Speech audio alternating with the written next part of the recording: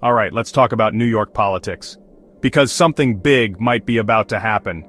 For more than 20 years, Republicans have been locked out of the governor's mansion in New York. Not since George Pataki's second re-election in 2002 has a Republican held that seat. But now, all eyes are on one name, Elise Stefanik. So who is she and why is she making so much noise? Stefanik is a six-term congresswoman from upstate New York.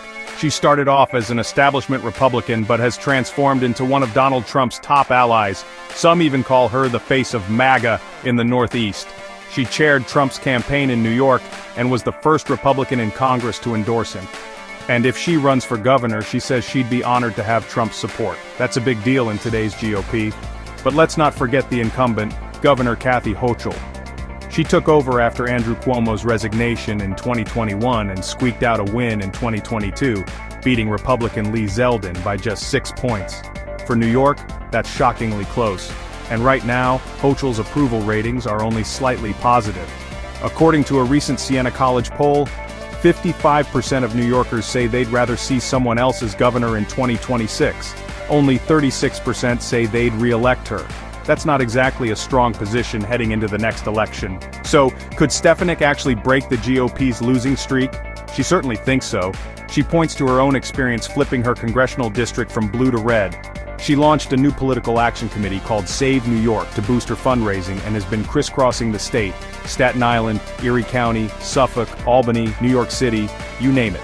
She says the next Republican nominee needs to be the toughest fighter and a proven winner, and she's making her pitch loud and clear. Hochul, in her words, is the worst governor in America, with catastrophic failed policies. Stefanik claims that sentiment isn't just held by Republicans, but by independents and even some Democrats.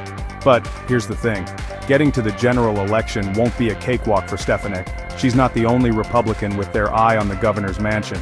Congressman Mike Lawler from a swing district and Nassau County Executive Bruce Blakeman are also considering runs.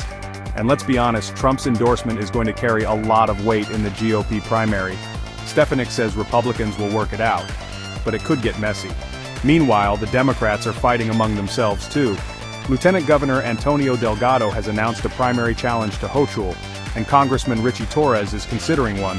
But for now, polls show Hochul with a solid lead over her Democratic rivals, and the Democratic Governors Association is standing firmly behind her.